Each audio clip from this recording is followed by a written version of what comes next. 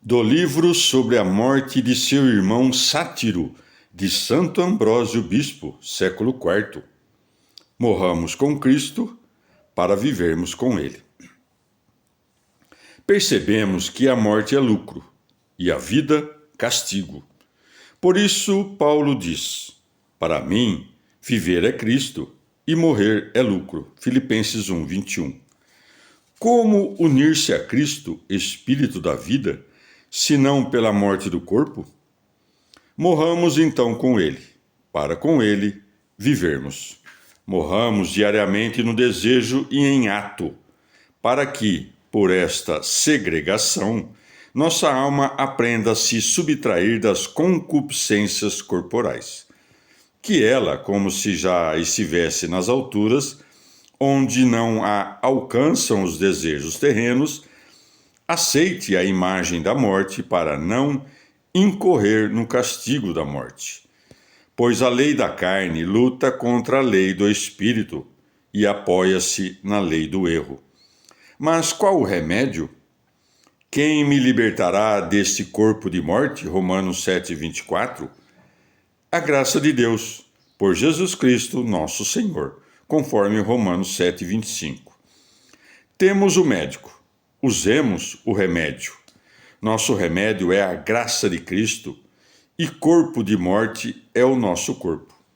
Portanto, afastemo-nos do corpo e não se afaste de nós o Cristo. Embora ainda no corpo, não lhe obedeçamos, não abandonemos as leis naturais, mas prefiramos os dons da graça. E que mais? Pela morte de um só, o mundo foi remido. Cristo, se quisesse, poderia não ter morrido. Não julgou, porém, dever fugir da morte como coisa inútil, nem que nos salvaria melhor, evitando a morte. Com efeito, sua morte é a vida de todos. Somos marcados com sua morte. Ao orar, anunciamos sua morte.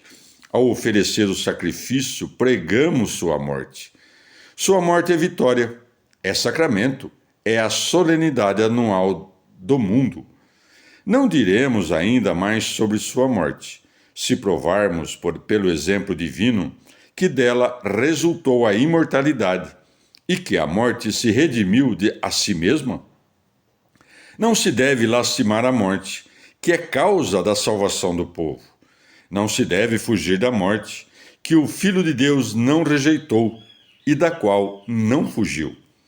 Na verdade, a morte não era da natureza, mas converteu-se em natureza. No princípio, Deus não fez a morte, mas deu-a como remédio. Pela prevaricação, condenada ao trabalho de cada dia e ao gemido intolerável, a vida dos homens começou a ser miserável.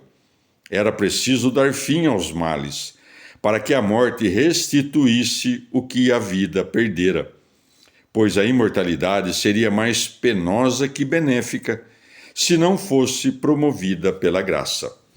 Por isso, tem o espírito de afastar-se logo da vida tortuosa e das nódoas do corpo terreno e lançar-se para a celeste assembleia, embora pertença só aos santos lá chegar, e cantar a Deus o louvor, descrito no livro profético que os citaristas cantam. Grandes e maravilhas tuas obras, Senhor Deus onipotente. Justos e verdadeiros teus caminhos, ó Rei das nações. Quem não temeria e não glorificaria teu nome? Porque só tu és santo. Todos os povos irão e se prostrarão diante de ti. Apocalipse 15, de 3 a 4.